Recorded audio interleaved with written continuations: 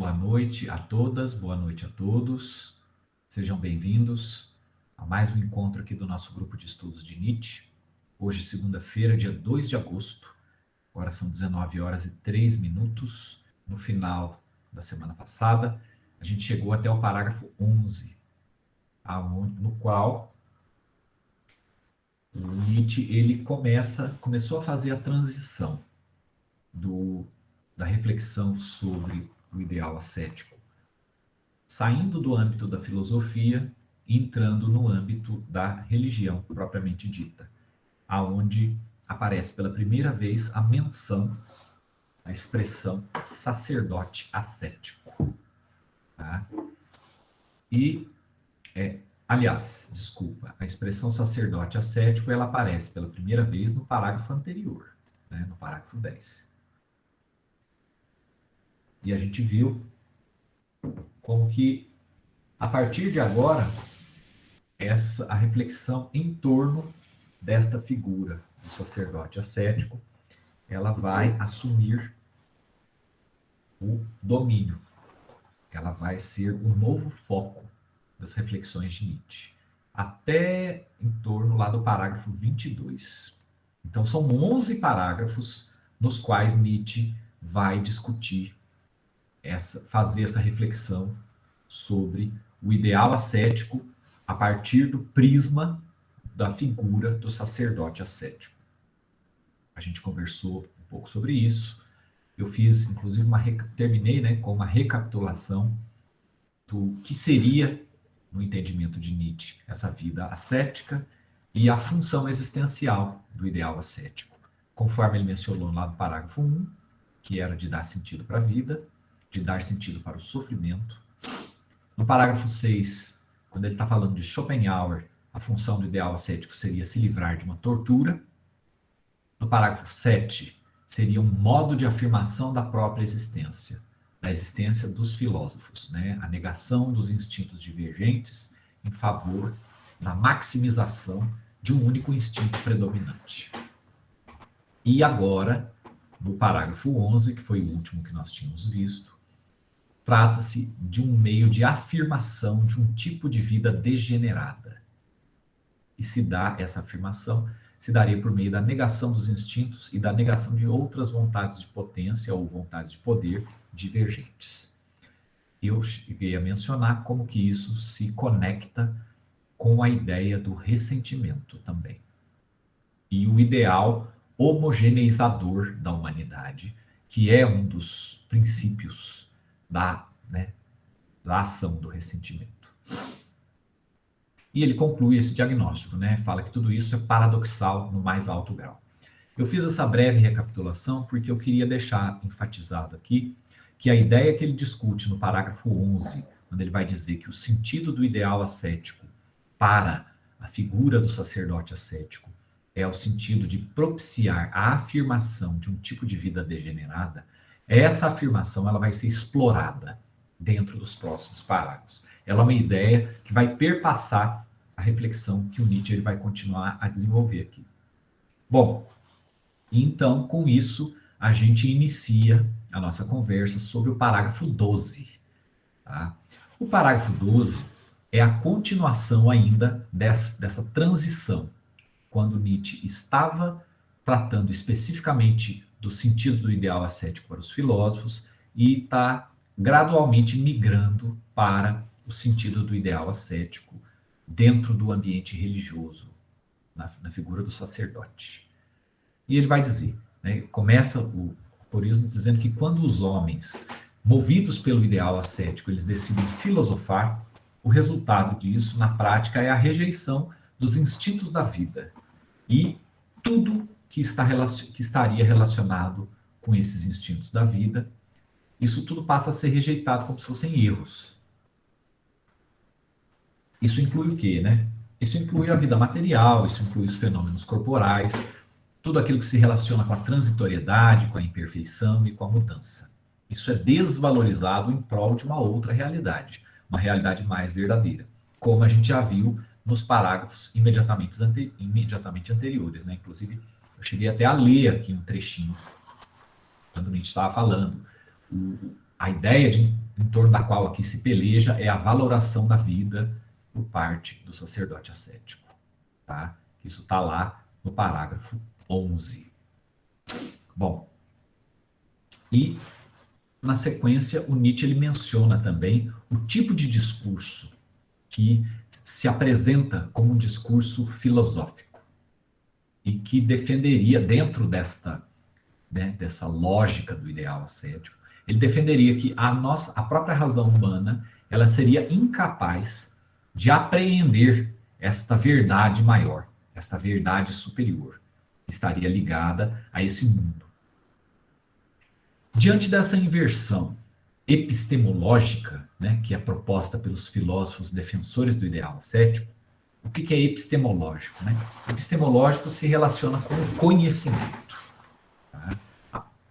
Quando eu falo de inversão epistemológica, eu estou me referindo ao fato de que, a partir desse comentário que Nietzsche faz no parágrafo 12, a gente pode entender que, dentro da perspectiva do ideal ascético, a verdade última sobre a natureza, sobre os fenômenos, digamos assim, né, a essência do mundo mesmo, ela seria incognoscível, ela seria inapreensível a partir da nossa realidade material, dos nossos 5 sentidos, da forma como nós entendemos o mundo, do uso da nossa racionalidade, etc. Isso seria insuficiente para compreender a essência metafísica de tudo aquilo que existe. Tá? Nós seríamos, portanto, epistemologicamente incapazes de alcançar a verdade. Por quê? Porque a verdade se situaria nesse outro mundo, nessa outra dimensão, no além, no âmbito do metafísico, no âmbito do suprassensível, no âmbito, né, do ideal, chame como quiser. Para Nietzsche, tudo isso são diferentes roupagens para uma mesma ideia. Bom, e diante dessa inversão epistemológica, né, quer dizer, o foco das nossas investigações, a gente admite que a gente não consegue entender a realidade das coisas com base no nosso mundo. Diante dessa inversão epistemológica proposta por esses filósofos defensores do ideal ascético, o Nietzsche ele destaca um aspecto positivo. Qual o aspecto positivo disso? O surgimento dessa perspectiva diferente, dessa forma diferente de se olhar o mundo, de se olhar a realidade. E até então, a realidade ela era encarada, ela era considerada, né, na vida material, no mundo que nós estamos vivendo. Diante da criação de um tipo de discurso que busca inverter a perspectiva natural, material, cotidiana, de ordenação da nossa vida, de orientação do nosso olhar, o surgimento dessa perspectiva diferente, o entendimento de Nietzsche, ele propicia um campo propício para nós, homens do conhecimento. E aqui a gente percebe mais uma vez essa, como é que eu vou colocar, essa cisão discursiva que está presente no texto de Nietzsche a todo momento. Isso veio desde lá do prólogo, tá? No último parágrafo do prólogo, por exemplo, quando Nietzsche está falando, né, do seu leitor ideal, e quando Nietzsche está falando, de outro lado, um outro âmbito discursivo diferente, que é quando Nietzsche está falando da realidade dos homens de rebanho, que é quando Nietzsche está falando do mundo que está aí, dessa sociedade domesticadora, né, toda essa sociedade que busca transformar os homens em animais de rebanho e etc. Em vários momentos da obra de Nietzsche, até mesmo, por exemplo, no famoso aforismo 125 da Gaia Ciência, quando Nietzsche fala, né, do homem louco, a gente vê uma clivagem discursiva. De um lado, é o pessoal que está lá na praça. E de outro lado, é um nós, né, que é a figura do homem louco. Que ele está desesperado, ele fala umas coisas que o pessoal da praça não entende, ele toma uma atitude, né, deliberadamente para chamar a atenção das pessoas, ele acende uma lanterna em plena manhã clara, e chega no final do discurso do homem louco, ele pega a lanterna e esmigalha ela no chão. E fala, olha, ninguém está entendendo o que eu estou falando aqui. Se a gente for pensar no prólogo do Assim Falou Zaratustra, por exemplo, prólogo do Assim Falou Zaratustra, qual que é a dinâmica do Zaratustra? Ele sai da montanha, ele desce para uma cidade e ele começa a fazer um discurso lá. Eu vos apresento o além do homem, né? E vai falando. Fala um monte de coisa e as pessoas que estão lá na praça daquela cidade não entendem nada do que ele está falando, acham que ele está falando de outra coisa. Aí ele tenta falar de novo. Ele fala, mas eu não estou sendo compreendido, será que eu vou ter que arrebentar os ouvidos desse pessoal aqui para eles escutarem o que eu estou falando? E ele tenta falar de novo. E aí, novamente, ninguém entende. Aí o Zaratustra falou, então vou largar a mão, cara. Né? Vou largar a mão e foi embora da cidade. Em resumo, nos textos de Nietzsche é muito frequente a utilização desses dois níveis discursivos diferentes. De um lado, ele está falando da sociedade degenerada, dos homens de rebanho, do sacerdote ascético, e de outro lado, ele fala de um nós, dos seus poucos leitores. Eu acredito que a presença ostensiva desse tipo de recurso de escrita em Nietzsche, ela serve como uma justificativa para um problema que vai surgir lá na frente, no aforismo 15. Desculpa, gente. Um problema que vai surgir lá na frente no parágrafo 15. Tá? Eu acredito que aqui, na genealogia da moral, a gente não tem aforismos, a gente tem parágrafos, porque é uma argumentação que ela está sequencial. O Nietzsche está falando de um mesmo assunto em vários parágrafos diferentes. Ao contrário dos livros de aforismos, onde uma ideia ela é desenvolvida em um único aforismo e para por ali. É como se fosse uma pequena reflexão isolada. Essa não é a estrutura da genealogia da moral. Bom, e aí o Nietzsche fala, né? Propiciou um campo propício para nós, os homens do conhecimento. Me permitam aqui ler um trechinho do parágrafo 12, porque esse trecho aqui é importante.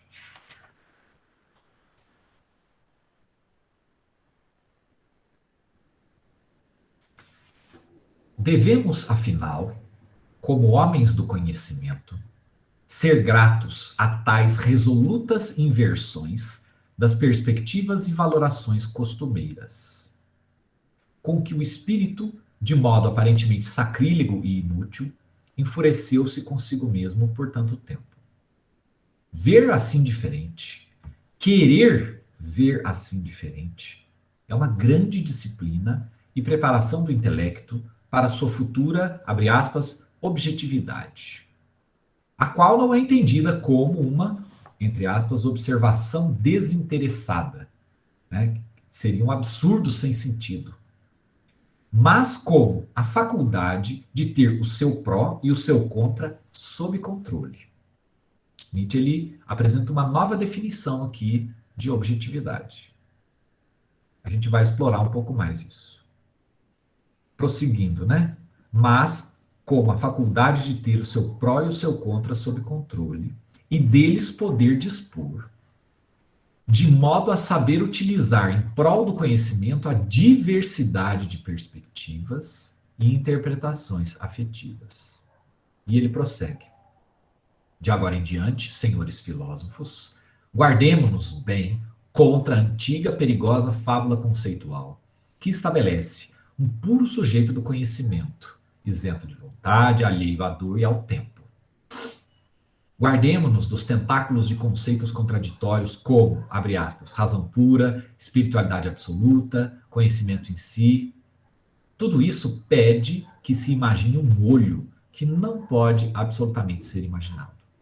Um olho voltado para nenhuma direção, no qual as forças ativas e interpretativas, aquelas que fazem com que ver seja ver algo, devem estar imobilizadas, ausentes. Exige-se do olho, portanto, algo absurdo e sem sentido. E ele prossegue. Já estou indo para o final do parágrafo. Existe apenas uma visão perspectiva. Apenas um conhecer perspectivo. E quanto mais afetos permitirmos falar sobre uma coisa, quanto mais olhos, diferentes olhos, soubermos utilizar para essa coisa, tanto mais completo será o nosso, abre aspas, conceito dela. A nossa objetividade. mas eliminar a vontade inteiramente, suspender os afetos, todos sem exceção, supondo que conseguíssemos. Como? Isso não seria castrar o intelecto? É uma passagem longa, gente, e bastante rica, que precisa ser explorada aqui. Tá? Eu fiz questão de ler essa passagem, porque eu acredito que o cerne, a parte mais importante desse parágrafo, se situa justamente aí. Tá? Bom, primeiramente, né, além de criticar o pressuposto epistemológico de uma razão neutra e imparcial, de que nós seríamos capazes de obter uma compreensão neutra da realidade, seria desvencilhada essa compreensão, né? Seria desvencilhada de influências corporais, como instintos, pulsões, desejos, etc. Tá? Além de criticar isso, afirmar que isso seria uma ilusão, primeiro que seria impossível, e se fosse possível, seria castrar o intelecto. Tá? O Nietzsche ele vai afirmar que a obtenção da objetividade, entre aspas, né, de um conceito, entre aspas, a respeito de uma coisa, isso depende da utilização de diferentes olhos, de diferentes perspectivas. E, além disso, ele vai dizer, né, que a objetividade é, abre aspas, faculdade de ter o seu pró e o seu contra sob controle, e deles poder dispor. O que diabos Nietzsche está querendo dizer com isso? Então, vamos lá. Essa passagem, ela ilustra novamente um trecho que já foi mencionado aqui ao longo desse curso sobre a terceira dissertação, que é uma passagem de é o aforismo 6, de Além de Bem e Mal. É um aforismo, lembrando, né, gente, que a ideia original de Nietzsche ele concebeu a genealogia da moral como um complemento para Além de Bem e Mal. Então, no entendimento dele, supostamente, todas as ideias que são mais esmiuçadas e mais desenvolvidas aqui na genealogia, elas se relacionam em maior ou menor grau com ideias anteriormente expostas em Além de Bem e Mal.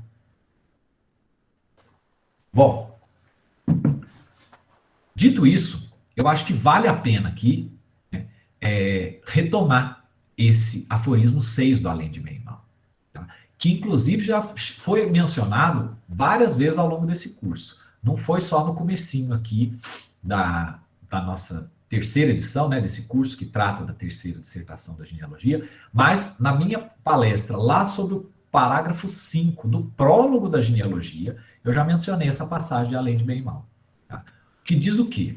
Ela diz o seguinte: o conhecimento humano, a forma por meio da qual cada um de nós vê o mundo, ela é diretamente influenciada pelas nossas pulsões, pelos nossos instintos, pelos nossos impulsos. E que a gente não pode considerar a racionalidade como uma dimensão separada do corpo e do mundo psíquico. O Nietzsche ele vai usar outras palavras para dizer isso. Mas vamos lá. Me permitam ler aqui, gente, um trechinho do aforismo 6 de Além de Bem e Mal. Tá? Gradualmente, foi se revelando a mim o que toda grande filosofia foi até o momento. A saber, a autoconfissão do seu autor. Uma espécie de memórias indesejadas e inobservadas. Da mesma forma, as intenções morais ou imorais de toda filosofia constituíram o próprio germe vital, a partir da qual a planta inteira sempre cresceu. De fato, para esclarecer como propriamente surgiram as mais remotas asserções metafísicas de um filósofo, é bom e é sábio se perguntar antes de tudo a que moral isso, ou ele, né, o filósofo, quer chegar. Consequentemente, o Nietzsche avança. Não creio que o impulso ao conhecimento seja o pai da filosofia, mas sim que um outro impulso tenha aqui se servido do conhecimento, olha que interessante, né? Se servido e também do desconhecimento, apenas como uma ferramenta. Mas quem examinar os impulsos fundamentais do homem, para ver até que ponto eles poderiam aqui ter atuado como gênios, né? Como demônios ou duendes, e quando ele está falando aqui como gênios ou como demônios ou duendes, ele está fazendo uma referência direta à figura de Sócrates. Tá? No famoso texto A Defesa de Sócrates, ou A Apologia de Sócrates, tá? Que é o primeiro diálogo platônico que descreve o julgamento de Sócrates, lá, né, pela Grécia e a sua posterior condenação. Nesse texto, o Sócrates ele revela para os juízes lá de Atenas, né, durante a sua fala, o Sócrates ele vai dizer que ele continuamente é inspirado por um daimon, né, por um gênio, né, não no sentido daimon, no sentido do demônio cristão, tá? No sentido simplesmente de um espírito inspirador. Tá? O Sócrates ele dizia que ele era inspirado para, né, digamos assim, como uma ordenação, tá? Para que esse espírito ele dava umas inspirações para o Sócrates para ele fazer o que ele fazia. E aí o Nietzsche ele se refere justamente aqui, né? Vou reler o trechinho. Quem examinar os impulsos fundamentais do homem para ver até que ponto eles poderiam aqui ter atuado como gênios ou demônios e duendes inspiradores, descobrirá que todos eles já impulsionaram a filosofia alguma vez. E que cada um deles, cada um desses impulsos fundamentais, bem que gostaria de apresentar precisamente a si como finalidade última da existência e como legítimo senhor de todos os outros impulsos. Pois todo impulso tem sede de domínio, enquanto tal tenta filosofar. Nesse aforismo, né, Nietzsche ele nos apresenta o discurso filosófico, o conjunto de justificativas filosóficas, como sendo apenas um instrumento de que se serve certos indivíduos, né, que são dominados por determinados tipos de instintos, pulsões, impulsos, né, etc., para justificarem a si próprios. Em outras palavras, portanto, a filosofia nada teria de neutro. Pelo contrário, toda reflexão filosófica seria devedora, seria diretamente derivada do predomínio de um ou mais tipos de instintos diferentes. Isso fica bastante claro na primeira dissertação da genealogia, quando Nietzsche ele vai exemplificar a diferença, né? Ele vai falar de moral de senhores e moral de escravos. Ou seja, um conjunto de princípios morais correspondente a instintos vigorosos, guerreiros, saudáveis, bem ordenados, e outros tipos de estruturas morais, de discursos morais, que corresponderiam a instintos fracos, degenerados, melindrosos e etc. Para Nietzsche, né, em suma, essa seria a essência da diferenciação entre moral de senhores e moral de escravos. Ora, o que Nietzsche nos diz, quando ele nos diz agora, né, guardemos-nos da ilusão do sujeito puro conhecimento, ele está se referindo justamente a isso. Ele fala, olha, galera, né, esse olhar, tá, a forma por meio da qual nós, seres humanos, nós conhecemos a realidade, nós avaliamos a realidade à nossa volta, nós julgamos a realidade à nossa volta, né, não é uma forma longe de ser neutra. Tá? Não é nem de longe neutra. Muito pelo contrário. O que existe, né, quando ele vai falar, há apenas um saber perspectivo. Quando ele fala desse saber perspectivo, ele se refere ao saber humano, parcial, interessado, temporário, circunstancial. Tá? Isso vale para todo tipo de discurso humano, inclusive para os discursos morais, principalmente, né, ele está tratando aqui, obviamente, de discursos morais, e também discursos filosóficos. Tá? Bom, diante desse quadro, né, que eu busquei aqui explicitar as origens dessa afirmação, o que significaria quando ele vai dizer, né, que, voltando lá, quando ele vai dizer que a objetividade é a faculdade de ter o seu pró e o seu contra sob controle e deles poder dispor. Que diabo significa isso, né? Ter o seu pró e seu contra sob controle significa reconhecer a inegável pluralidade de perspectivas que é inerente a todo tipo de discurso humano. E não se permitir mergulhar na defesa cega de uma perspectiva única. Em outras palavras, ter o seu pró e seu contra sob controle significa ser capaz de transitar entre esses diferentes discursos conflitantes, entre essas diferentes perspectivas, tá? Entendendo que cada um deles corresponde a diferentes configurações de forças humanas. Diferentes configurações, retomando aquilo que o Nietzsche falou, né, de impulsos, de instintos, a gente pode dizer que Nietzsche ele fala, né, nessas forças, no sentido de forças fisiopsicológicas, tá? Seria uma teoria, digamos assim, da energia psíquica. Tá? E aqui eu retorno novamente à epígrafe desta terceira dissertação, sobre a qual eu falei longamente quando eu estava falando lá no primeiro parágrafo, né? É uma passagem do Assim Falou Zaratustra, chamada Do Ler e do Escrever. Né? É um trechinho desse discurso do Zaratustra. O título do discurso é Do Ler e do Escrever. Descuidados, zombeteiros, violentos. Assim nos quer a sabedoria. Ela é uma mulher, ela ama somente a um guerreiro. Bom, nesse discurso do Zaratustra, tem um trecho particularmente interessante, que é o qual trecho? Né? Quando Nietzsche ele vai fazer a referência à leveza, à dança, tá? Ao espírito livre. Tá? Me permitam aqui retornar rapidinho os trechos que eu havia selecionado dessa citação do Zaratustra. Tá? Um trecho que ele coloca, né? Eu acreditaria somente num Deus que soubesse dançar.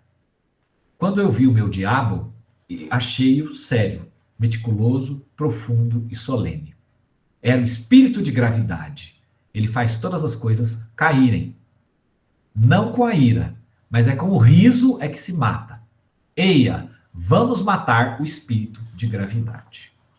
Esse espírito de gravidade seria justamente o apego pessoal, o apego existencial, o apego epistemológico a uma verdade. A transformação daquilo que é uma perspectiva numa coisa séria, numa coisa grave, única. Né? O Nietzsche ele vai usar vários tipos de expressões ao longo da sua obra para se referir a esse processo, essa tentativa de absolutização de uma única perspectiva. Ele vai falar de mumificação das verdades, tá? Ele vai falar da cristalização das verdades. Verdades cristalizadas, verdades tornadas múmias, né? Congeladas, conservadas para sempre, como se fossem imutáveis e eternas. Quando Nietzsche fala do espírito de gravidade, ele está se referindo justamente a isso. E por outro lado, né? A figura do dançar ali, né? As referências quando Nietzsche fala do espírito livre, da leveza, da dança, né? Essas referências na obra de Nietzsche, não vou dizer que todas são isso, mas boa parte delas frequentemente são empregadas por Nietzsche no sentido oposto à expressão do espírito de gravidade. Corresponderiam o quê? A essa abertura epistemológica para o diferente.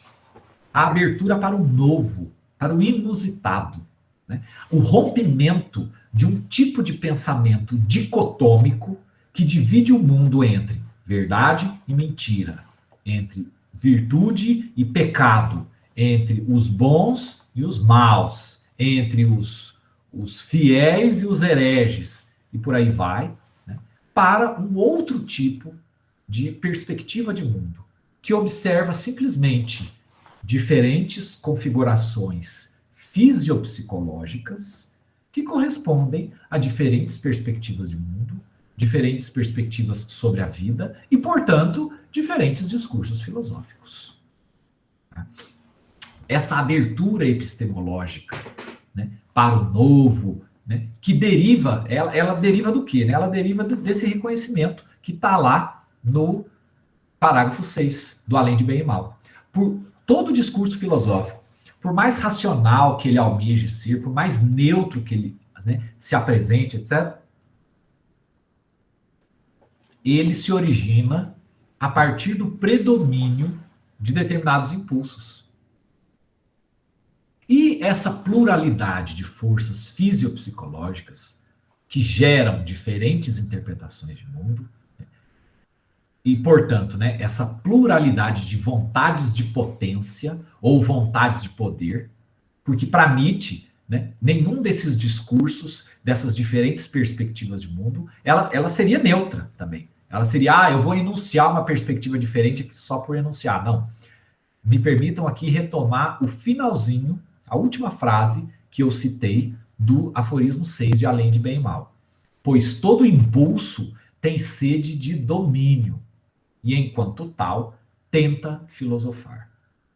Então, dentro da nossa dinâmica fisiopsicológica, todos os impulsos, eles têm essa dinâmica natural de buscar a maximização da sua ação, né? Do seu âmbito de abrangência, do seu âmbito de influência sobre o ser humano. Em outras palavras, é o que o Nietzsche vai designar com a palavra domínio aqui. Diante disso, nem essas perspectivas, obviamente, não são neutras, são vontades de poder ou vontades de potência. Tá? E, né, isso seria uma dimensão inegável desse fenômeno vida que está à nossa volta.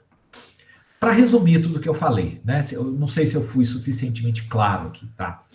Pensar nietzschianamente perante o problema do conhecimento, o problema da verdade, significa reconhecer que, vida é vontade de potência. Aliás, a multiplicidade de fenômenos que nós designamos com uma palavra chamada vida é uma palavra para designar um monte de fenômenos diferentes que são vontades de potência ou vontades de poder diferentes, conflitantes entre si.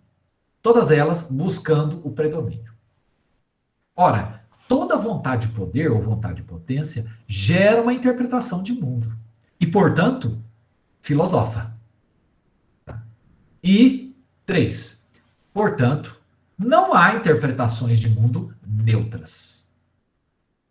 Diante disso, desses 3, vamos colocar assim, pressupostos, né, daquilo que a gente poderia enunciar como uma teoria do conhecimento nietzschiana, resulta o quê? Bom, tudo aquilo que nós temos em termos de conhecimento verdadeiro da realidade à nossa volta são as diferentes perspectivas interessadas sobre o mesmo objeto, sobre o mesmo fenômeno moral, sobre o mesmo fato político e etc. Na medida em que a gente reúne essas diferentes perspectivas, né, quando ele vai colocar lá os diferentes olhares, as diferentes discursos, né, quando a gente reúne tudo isso, a gente obtém uma coletânea de interpretações que correspondem a diferentes olhares, diferentes interesses. Tá? Do mesmo jeito que eu posso ler, interpretar e avaliar aquilo que está escrito nesse livro como uma heresia, como uma falsidade, como uma coisa ilógica, irracional, babaca, uma grande perda de tempo de um sujeito louco, um sujeito drogado, um sujeito, né, um cara sexualmente degenerado, que pegou sífilis quando ele era adolescente, né, um libertino completo. Eu posso também ler e avaliar isso aqui como sendo, olha, aqui tem um conjunto de ideias extremamente interessantes para a gente pensar filosoficamente uma série de problemas da nossa realidade presente, Brasil, século XXI, ou eu posso, né, interpretar isso aqui de um terceiro jeito, que não tem nada a ver com nenhum dos dois. Falar, olha, aqui está o precursor do nazismo, essa coisa maravilhosa nazista que nós, loiros, arianos, de olhos azuis, vamos dominar o mundo e vamos matar todo mundo que é diferente, e isso é a coisa mais maravilhosa do mundo, a fumacinha subindo dos fornos crematórios, dos campos de extermínio, olha que maravilha isso, né? Então, estou usando aqui 3 exemplos, né, completamente diferentes aqui, para dizer, né, que um sujeito neonazista pode ler esse texto, ou um cara que está interessado em estudar a filosofia de Nietzsche, né, ou um outro que está interessado em completamente condenar tudo aquilo que Nietzsche escreveu, como 3 perspectivas de mundo diferentes, 3 avaliações diferentes, cada uma motivada por um conjunto de pulsões, de instintos e de impulsos. Esse breve exemplo que eu dei usando a própria genealogia da moral pode ser aplicado no entendimento de Nietzsche para tudo no mundo. Tá? Nesse sentido, tá? Avançando já, né, um pouco mais, o Nietzsche ele pode ser apontado claramente, dentro dessa interpretação. E veja bem, gente, apenas um parêntese aqui, tá? Tudo isso que eu estou falando para vocês, né, sobre essa suposta, né, epistemologia nietzschiana, sobre esses princípios de uma teoria do conhecimento nietzschiano, isso tudo já é uma interpretação. A interpretação do professor João Paulo Simões Vilas Boas, que está baseado aqui em outros intérpretes que também leem Nietzsche dessa forma, mas que não é a única forma de se ler os textos de Nietzsche, não é a melhor, não é a mais coerente, pelo contrário, gente. Tá? Eu tenho consciência disso, eu sou peixe pequeno aqui, no meio de tantos grandes intérpretes da filosofia de Nietzsche. Tem que comer muito arroz com feijão ainda, né, para conseguir fazer um discurso coerente. Estou tentando aqui, né, apresentar para vocês o resultado das reflexões que eu venho fazendo, mas isso nem de longe tem a pretensão de que isso seja a última verdade sobre Nietzsche.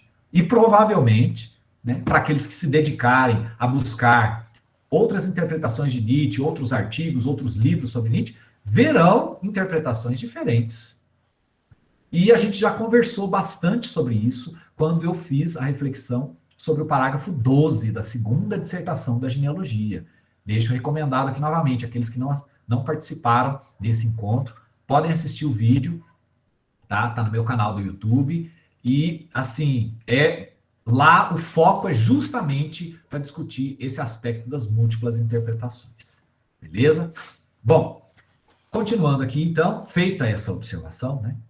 Diante de tudo isso que eu apresentei, a gente pode dizer, e eu acredito, defendo essa ideia, de que o Nietzsche ele pode ser apontado como um precursor disso que se entende hoje como sendo o pós-modernismo. Tá? Essa expressão pós-modernista, né, quando eu falo do pós-modernismo, eu estou usando aqui a definição do Jean-François Lyotard, né, que é um filósofo francês contemporâneo, e ele escreveu um livrinho, chama-se A Condição Pós-Moderna. E ele vai dizer que o pós-modernismo seria a crise das grandes narrativas, isto é, daqueles grandes sistemas de explicação do mundo, das perspectivas totalizadoras. E o pós-modernismo, né, é uma perspectiva, digamos assim, uma corrente filosófica que tem os seus opositores, tem os seus apoiadores, tá? Mas aí, diante disso, a gente poderia se perguntar, né? E será que Nietzsche é um relativista, então?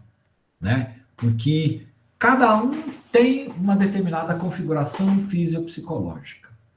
Todos os discursos, em última instância, são derivados, né? Isso é uma expressão que eu utilizei, eu me lembro que eu utilizei isso quando eu estava falando sobre o prólogo da genealogia. Tá? A matéria-prima a partir do qual se constroem valores, se constroem sistemas morais diferentes, essa matéria-prima chama-se instintos, pulsões, impulsos, desejos, tá? Toda essa energia psíquica.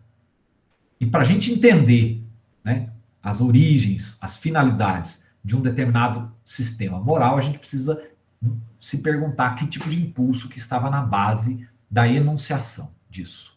Ora, diante disso, ok, então cada um tem a sua configuração instintual e cada um enuncia as suas próprias verdades, as suas perspectivas, né? Então, aí cabe uma pergunta. Bom, então Nietzsche seria um relativista, né? Quer dizer, ó, cada um aí com a sua verdade e, né, vale tudo, então, beleza. Novamente, né, uma tentativa de responder a essa pergunta. Eu entendo que não, tá? São duas coisas distintas. Uma, afirmar que não existe uma verdade única sobre o mundo e sobre a vida é diferente de ser relativista, de dizer que todos os discursos se equivalem. Tá? Para Nietzsche, e acho que esse aspecto da disputa, esse aspecto do conflito entre os diferentes discursos e as diferentes perspectivas, fica bastante claro, né, quando a gente associa elas à vontade de poder, ao conceito de vontade de poder, vontade de potência. Para Nietzsche, embora existam diferentes instintos, existe uma hierarquia de valor entre eles. Instintos doentios, degenerados, e, de outro lado, instintos afirmativos. Para Nietzsche, a moral socrático-platônico-cristã, ela deriva dos primeiros, dos instintos degenerados. Enquanto que o próprio Nietzsche, ele se propõe a valorizar os últimos instintos, a propor uma filosofia que valorize a vida. Para isso, o Nietzsche ele busca, como eu já apresentei aqui e já havia apresentado antes também, ele busca combater a unilateralidade moral e epistemológica dessa grande perspectiva socrático-platônico-cristã, que no entendimento do Nietzsche se tornou hegemônica em todo o mundo. No meu entender, a guerra de Nietzsche contra o cristianismo não almeja a destruição, a aniquilação completa do cristianismo. Pelo contrário, o que ele almeja é simplesmente a recolocação, a reconsideração do cristianismo como apenas uma moral, uma perspectiva de mundo possível, ao lado da qual, antes da qual, depois da qual, muitas outras morais também podem existir. Seria a quebra, portanto, da unilateralidade, e não tanto da moral cristã em si. Abre outro parêntese aqui, isso é, obviamente, uma interpretação do professor João Paulo. Não significa que seja a última palavra sobre a filosofia de Nietzsche. Há intérpretes que pensam diferente. Fecha o parênteses. Bom, então, para Nietzsche, há uma hierarquia entre esses diferentes discursos filosóficos, entre essas perspectivas. Tá? E, para Nietzsche, haveria um critério externo, um critério a partir do qual esses diferentes discursos, esses diferentes valores, seriam hierarquizados. Que critério é esse? A vida. A valorização da vida. Né? Se há instintos, se há discursos que buscam negar a vida, no entendimento de Nietzsche, esse seria um tipo de perspectiva de vida inferior, degenerada, doentia, malograda, nociva, nihilista. Se é uma perspectiva de vida, se é um conjunto de princípios morais que valoriza a vida, para Nietzsche isso seria afirmativo, isso seria espírito livre, isso seria filósofo criador, isso seria, né, artista trágico, seria o além do homem, tá? Isso corresponderia, portanto, a algo desejável. Tá? E aqui, para terminar a nossa reflexão sobre o parágrafo 12, eu vou colocar uma pergunta, mas eu não vou responder essa pergunta. Eu vou deixar para que vocês pensem sobre ela e vocês se divirtam e quem sabe, né, vocês possam compartilhar aí comigo, colocando as suas respectivas respostas, as suas respectivas opiniões aqui no chat, tá? Que é a frase final lá da epígrafe, né? Voltando ainda, como a gente percebeu, esse parágrafo 12 ele tem uma relação bastante interessante com o texto do Discurso do Zaratustra, do Ler e do Escrever. E esse discurso, uma das frases que termina, né, seria: eu acreditaria somente num Deus que soubesse dançar. E eu coloco uma pergunta para a gente pensar.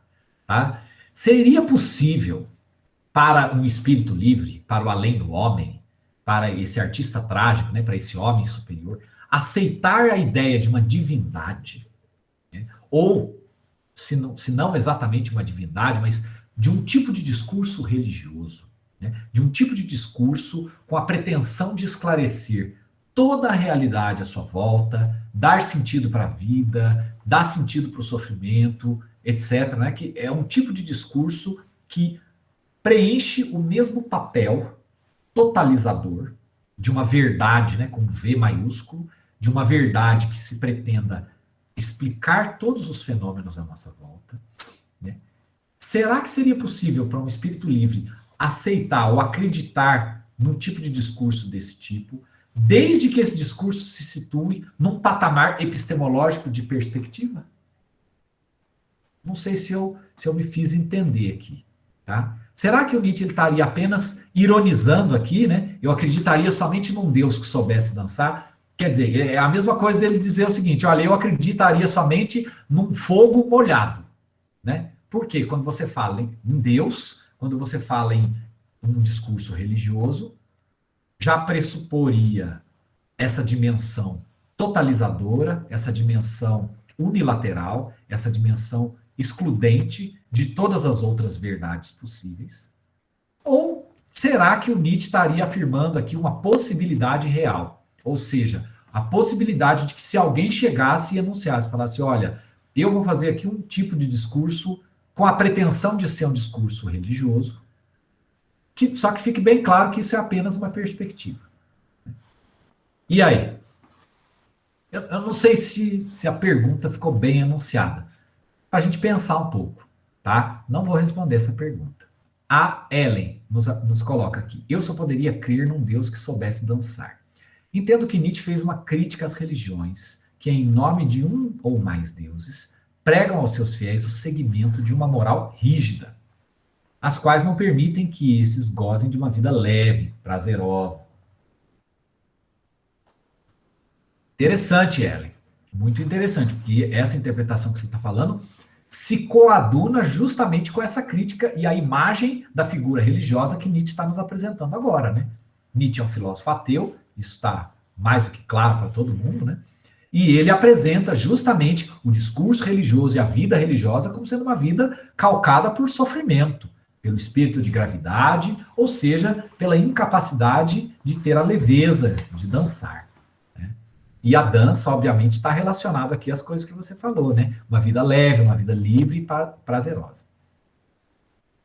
O Marco nos coloca, professor João Paulo, em relação à sua proposta em refletirmos sobre Nietzsche, quando diz que não acredita em um Deus que não soubesse dançar, reforça a sua própria crença na impossibilidade, eu presumo que você esteja se referindo à própria crença do Nietzsche, na impossibilidade de um espírito livre, tornando qualquer tentativa de um pensar totalmente comprometido com a perspectiva de quem pensa e sobre aquilo que pensa. Se eu entendi direito o que você está querendo dizer, Marco, você acredita que Nietzsche enuncia o ideal do espírito livre como algo irrealizável, como algo essencialmente impossível? Tá? É isso que você está querendo dizer? Me parece que é aqui. Bom, gente, legal as participações de vocês, viu?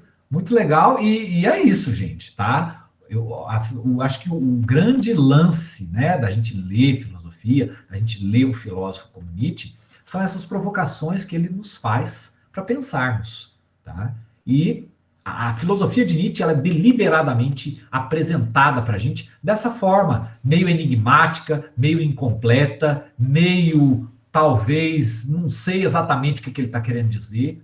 Por quê? Para nos provocar. Né? Porque se Nietzsche quisesse que a gente simplesmente lesse e repetisse aquilo que ele está enunciando, né? Quer dizer, é colocar a cabecinha no travesseiro e dormir. Ó, a verdade já está pronta aqui.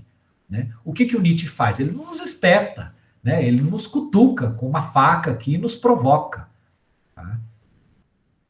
Por isso que as figuras, né, as imagens que são elogiadas por Nietzsche, é a imagem do errante no deserto, do navegador que está lá em mar aberto e tudo mais. Quer dizer, não é ninguém que está no conforto, na zona de conforto das quatro paredes da sua casa.